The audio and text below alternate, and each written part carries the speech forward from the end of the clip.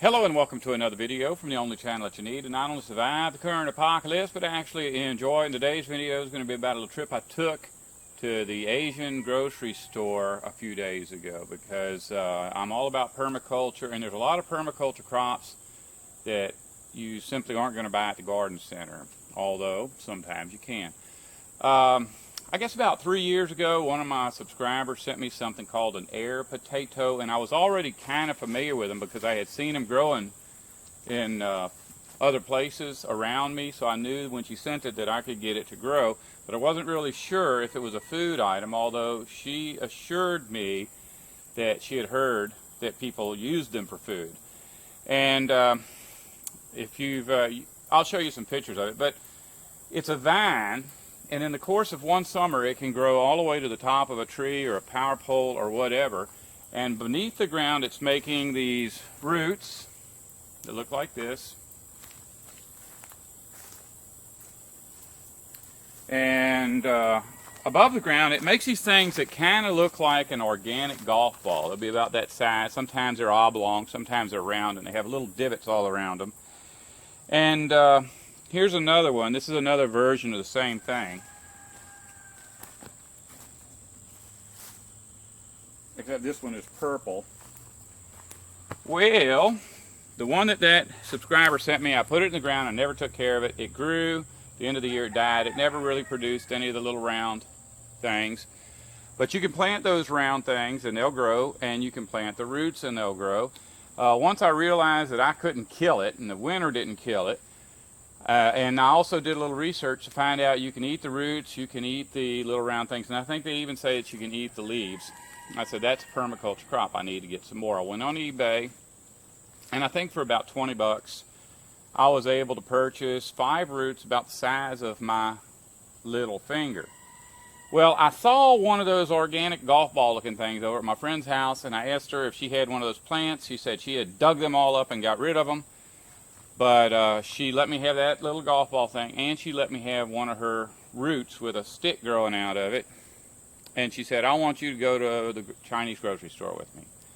So, come to find out, those little root things, as big as my finger, you can get at this size much, much cheaper at the Chinese grocery store. So I went ahead and bought them. And I bought 2 different varieties. And I don't know that both of these varieties will produce the above ground round things, but I do know that they're selling them in the produce department of the grocery store, so it is a food item. I am familiar with the fact that they will grow here and they will come back every year, so I went ahead and got them. Now, another thing I got while I was there, which is what I get every time, is taro. And this stuff is expensive. This little bit right here on this table cost me $32, I think.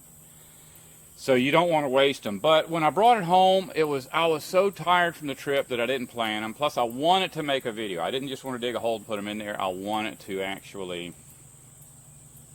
make a video while I was digging a hole to put them in. And so I put it off. And then the next day, someone called me to go help them do some kind of chore. I got back. I was too tired to plant them that day. Then it rained all day. And here we are, 4 days out. Taro does not keep very well. I'm going to show you something. That nasty mold that's growing on there is indicative of the fact that this plant is dead. This root is dead. I've planted them before with that on there and they don't grow. But we're going to do something right now to try to mitigate that a bit. Brought a knife with me. My friend, who is from Taiwan, actually eats these things. She's not a survivalist. She's not planting them for the future. She actually plants them and harvests them and eats them. And when she buys them, you know, like I said, these are expensive. She'll actually cut a big chunk off of the bottom. Make sure we got all the rotten parts off. Go a little bit further. And the reason she does that is so that she can eat this part. Well, that's still bad. I hope we can save some of these. I'm not eating this. This is rotten. I wouldn't eat it anyways. You know, I like them, but it takes so much to cook them. I just think of them as a survival food unless I got my deep fryer going. and I'll fry them, deep fry them just like French fries. They taste a lot like French fries.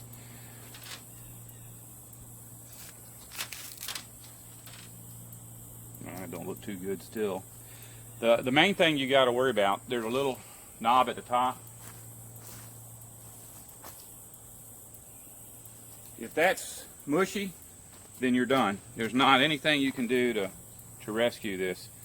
But as long as that's a little bit firm, I know they'll grow, or they can grow. They have that potential. I bought this taro root from a lady from Thailand that told me that this is the kind of taro you can eat without cooking. I haven't got any experience with it, and I don't know that I've got the courage to even try it. I've heard too many horror stories from people just touching their tongue to a piece of taro leaf or taro root and getting really, really a bad effect from it. You know, it is poisonous, so you certainly don't want to swallow a piece. This is the back edge of my house. You can see it's right there, and this area is always really wet. You'll see my fig trees growing down the side of my house, but in this wet area where there isn't too many trees, planted taro.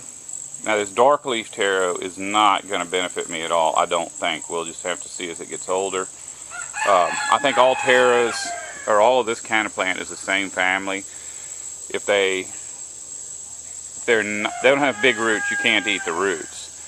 But I have taken these and boiled them and cooked them, and the stems taste just like taro stems. The leaves taste just like taro leaves. And as long as you boil them in a couple of changes of water, they're going to be food.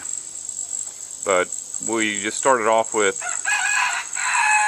I don't know, I probably planted maybe 250 taro roots in my life out here, and at least half of them have come up. And those that have come up have really multiplied a lot. As you can see down there, that was all one taro root at one time. I guess you can see that. But these taro, they make small roots about the size of your fist or a golf ball. And so there's going to be a lot of work to get them out of the ground. I've got some other larger ones. It's just that the larger ones are more expensive, and usually when you find them, they're not viable. So I just don't even bother buying them. But they'll make roots that are as long as your arm, big around as your leg. I didn't actually get the roots for these taro plants from the Asian grocery store, and I don't remember exactly where I got them, but some of them came from Lowe's, some from Home Depot, and some from Walmart. And I've paid as little as $3 a root for these, and I've paid as much as $6 a root. But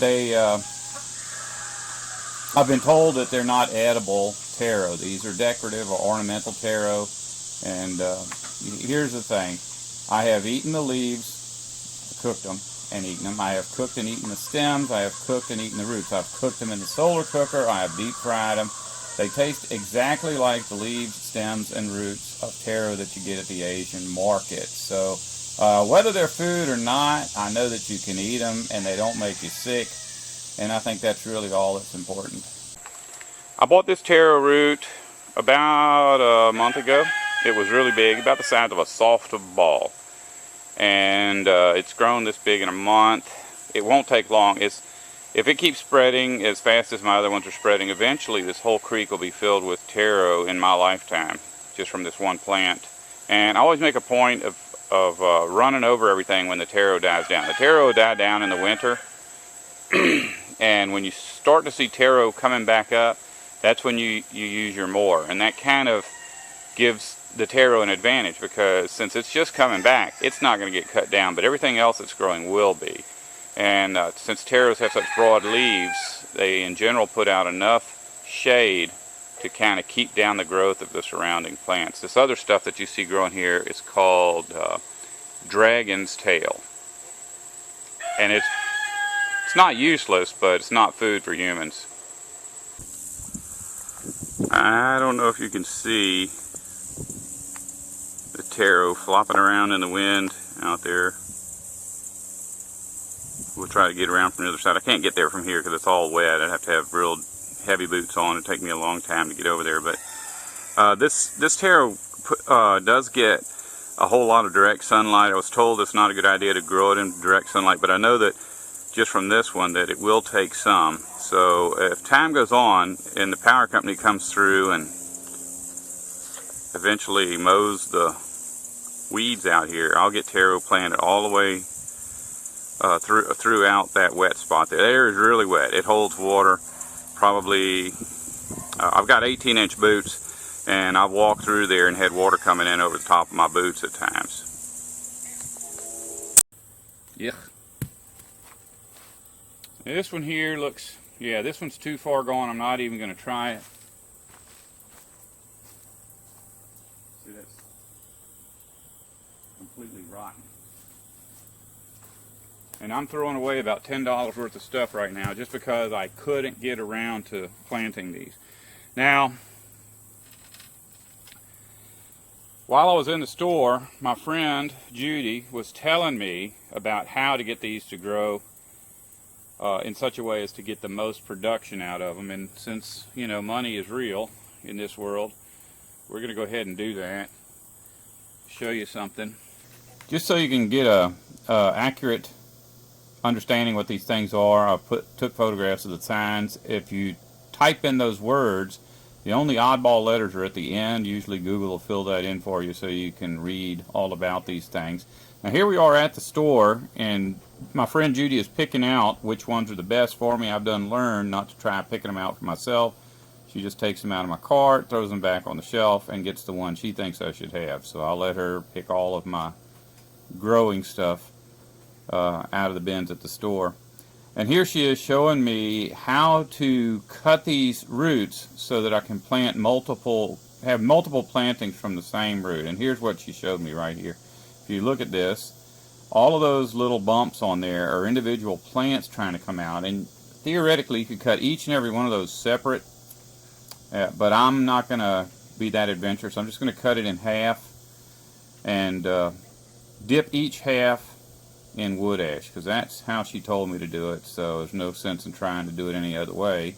And if it works out, then next year I'll know when I go to do this again. Now these small parts, I really don't want to separate them. These red ones, we'll just stick them in the ground whole. I think they'll do okay. They look pretty good. These, like I say, I'm just going to cut them in half, and we're doing this as kind of an experiment. I hope I don't kill everything and end up not having anything to show for my $32. And the way she explained it, she said this is going to be sticky, and guess what? She's right, that is sticky. And here's my wood ashes. So now we got that coated in wood ashes. Got this one coated in wood ashes. And I don't know what that does. I've heard people talk about doing that before, but it may be to keep it from rotting. And we're going to do that same thing with these taro roots, which I'm going to plant. And hopefully we'll get some kind of growth out of these. I've also went and got a bunch of these little red flags so that where I plant these, I'm going to go ahead and stick a little red flag next to them so that I don't lose track of where they're located. Okay, I got a big one here and a big one there. They both feel pretty live, so see if I can cut this in half without damaging it too much. Oh, that's hard. I don't want to cut my finger. Start from the back.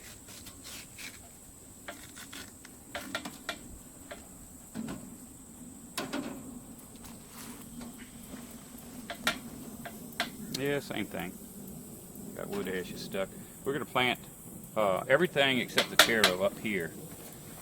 I'll show you a location for that. Here's some taro I planted last year, and it's this area is kind of hard to dig in because of a lot of roots, but it does have less roots than other parts of my woods, and some of it's doing better than others. Here's one it was small, and it's staying small. It doesn't seem to be growing much at all. So that's why I've decided that the ones I just cut and put the ashes on would go in here. And in fact, I've marked them with little flags so I can check on them. There's really nothing to see right now except for the flags. But that'll keep me from doing any destruction to them while I'm waiting for them to come out of the ground. It doesn't take long. If they're alive, they'll be out of the ground in a week easy. If you're going to plant these winged yams or air potatoes, you need to have something for them to climb on. And it could be anything. You can put them on a fence. I've seen them growing up power poles, and I've seen them growing on fences. I've seen them growing up 2 real tall poles on either side of a gate. That was really, really pretty. And here I have in the forest some trees that have dead limbs, like this live oak. Notice the limb in the center is dead. At the base is my little air potato plant. Here's a closer look at that. It's doing really well. This is the original dead live oak that started this whole project of looking for vining permaculture plants. At the base of this tree I have 3, and they're not doing too good because these are the ones I planted at the beginning of summer from the teeny tiny little roots about the size of my little finger. And there's 3 of them. These are all 3, and they're not doing bad, but it'll take them a few years before they get really, really big. This is a hickory tree. At the base of this hickory tree, you can see where I planted my air potatoes. And this is a dead hickory tree. It's just a log that goes up into the air. It doesn't even have any limbs on it. Here's a closer look at that. And this is a blueberry bush, believe it or not. That's a wild blueberry or a huckleberry, and I actually pulled that out of the ground and was going to burn it. And I realized it would work as a trellis, so I carefully shoved it back into its hole and filled in around it and stomped it nice and tight so it wouldn't fall over. That's a little red flag at the bottom is the air potato that's growing there, and this is a closer look at that. Now this one is a hickory that's, or no, this is another live oak, I think. It could be either one. Got a limb laying next to it. There's air potato growing at the base. And this is up in my front yard. It's a swamp willow or a black willow that has died. At the base of that you can see there's something climbing on it, and there it is. It's one of the red versions of this yam, winged yam air potato. And I really don't know if they all produce the little air potatoes because they're not exactly the same. I know they're at least a different variety, maybe completely different species. Some of them are a little bit different colors. Some of them, the leaves are a little bit different shape. Some of them climb up going clockwise, and other ones climb up going counterclockwise. This one here, I planted on a fence. It's one of the redder versions. But over here is the original plant that was sent to me by a subscriber, I think 2 or 3 years ago. And this is the first year we've actually got the little seed pods or air potatoes. And I don't know that these will get any bigger, but they may. It's kind of early. They may get a whole lot bigger. Traditionally, they get really big, but not quite this big. This is a little bit more typical. I've seen these on almost everyone I've seen. This is what they normally look like. Now back to the Asian grocery store, we're going to take a look at what the taro looks like on the shelf. These are the really, really big ones. If you notice, they're all cut. That causes problems because a lot of times before they put them out on the produce aisle, they'll cut the tops and bottoms off, which kills them. They can't grow once that's done. But sometimes they just cut off the bottoms and they'll still grow. This is what the sign looks like on the small taro, and this is what it looks like in the bin. If you notice where I'm pointing, those taros have all got shoots growing out of the top of them. I actually went through and picked out a few good ones and put them right there where I'm pointing my finger so you can see what to look for.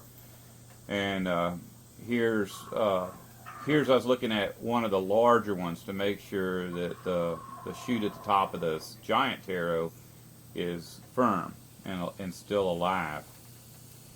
Of course, while we were doing this, my wife is going through trying to find something different to eat on, and this is something she could eat instantly. So she went up front and bought it and walked around the store drinking that while we were picking out our roots.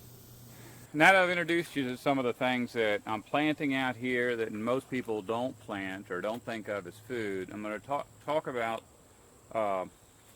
things to keep in mind when you're planting this stuff. All of those things out there look pretty healthy. I pretty much put them in the ground just to see how they would handle the environment, so that's why I plant them in so many different areas. And for the most part, all I was thinking about was trellising these things. So I planted everything next to a fence or next to a dead tree just to see what would happen.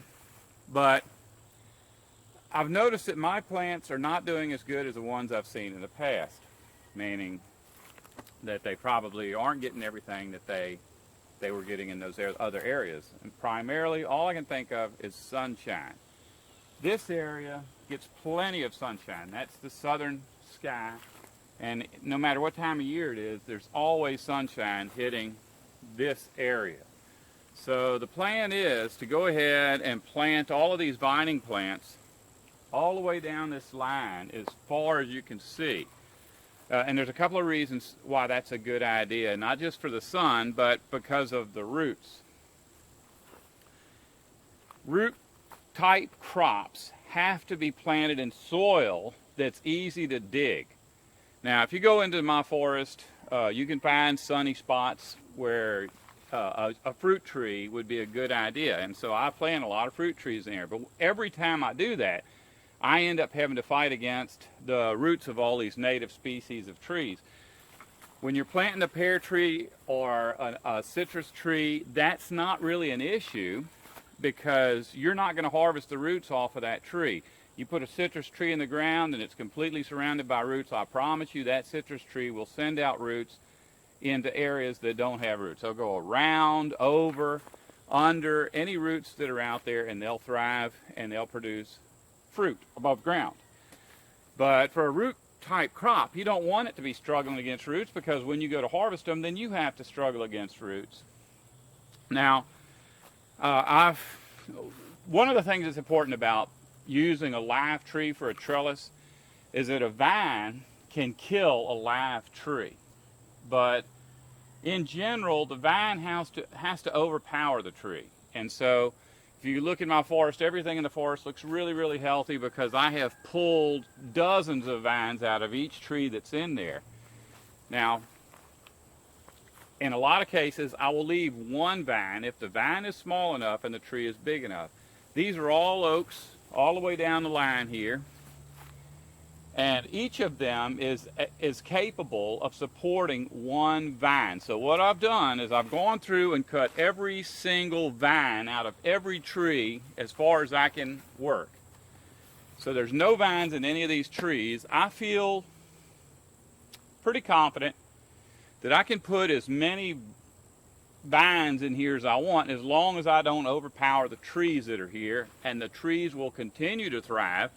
And the cool thing about it is that even though where I live, the Yams are not an invasive species, a little south of here they are. And when you go into the forest, you'll see areas that are completely shrouded in these vines, just like they're kudzu or something. So the only people that come down this row are power line workers.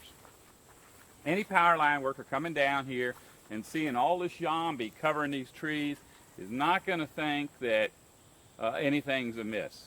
They're just going to recognize that it's a place that has a lot of vines. It's outside of their realm. I mean, when they cut, they pretty much just cut a straight line with their machines, and when they spray directly on the ground. They don't spray along the sides of the tree. So if I've got my yambi planted in there and they're spraying the ground out here, the yambi's going to continue to thrive. Air potatoes. So anyways, that's all I really have to say about that. I hope you enjoyed the video, and if you can't grow potatoes or regular traditional agricultural crops, or if you just simply want to plant things that people do not recognize as food, I highly recommend going to your Asian market and buying some of the stuff there to see if it'll grow where you live. If you don't want to survive, don't listen to me.